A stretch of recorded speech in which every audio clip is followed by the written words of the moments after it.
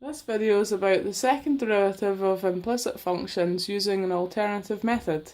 So we start by taking the derivative with respect to x of 4x squared plus y squared equals 4.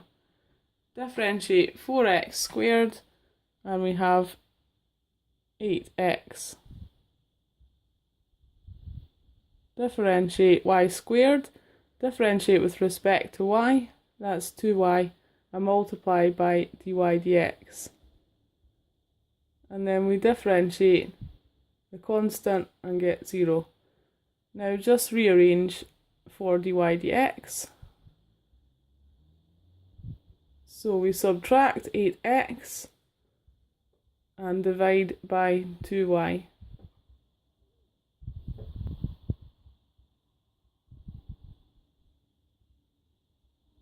Simplifying, we're dividing by 2. 8 divided by 2 is negative 4x on the numerator and y on the denominator.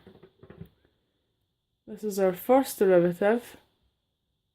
I'm going to put it in a red box as we'll need to use this later.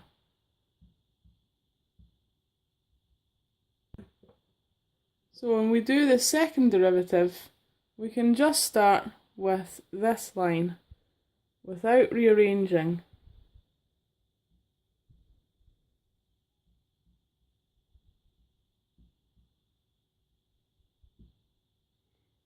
So that's the derivative, first derivative line. Just copy it here.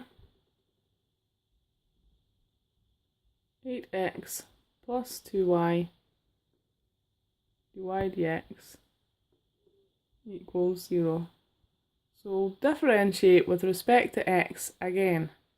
Differentiate 8x, we have 8, and differentiate 0, we have 0. Move that over here. Be careful with 2y dy dx because it's a product. We've got 2y multiplied by dy dx. So we use the product rule. Differentiate 2y with respect to x.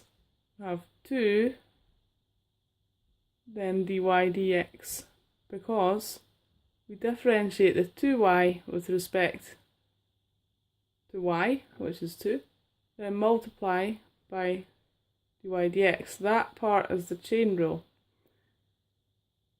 Then we have to multiply dy dx.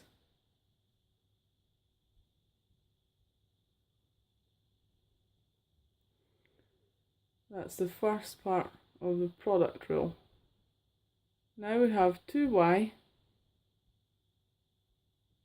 multiplied by the second derivative because it's dy dx differentiated again.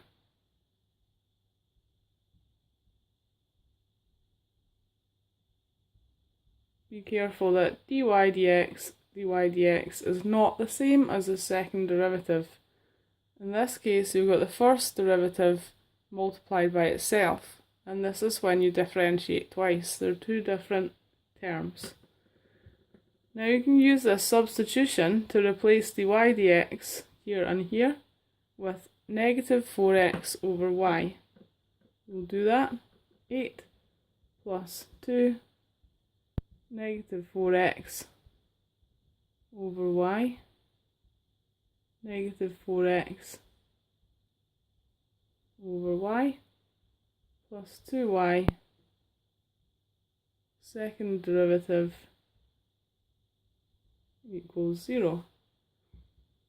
Now we have 8 plus, multiply the numerators, we have a positive, 2 times 4 is 8 times 4, 8 times 4 is 32. 32x squared over y squared. Last term is 2y, second derivative of x. Now at this stage it's easier to cancel by 2 because 8, 32 and 2 are all factors of 2. So we divide by 2, 4, 16, gone. Rearranging, we can have y second derivative on the left, so just leaving that where it is, and subtract the 4 and the 16x squared over y from the right hand side. Subtract 4, subtract 16x squared over y squared. And the last step is just to divide through by y. So if we're going to divide through by y and give it a common denominator of y cubed, as the answer in the book has it, we'll need to multiply the negative 4 by y top and bottom. So I'll just do that. Y squared. Y squared top and bottom. If we do that, we've still got negative 4 as this term. And this whole thing is over the common denominator of y squared. So when we divide by another y, we have y cubed on the denominator.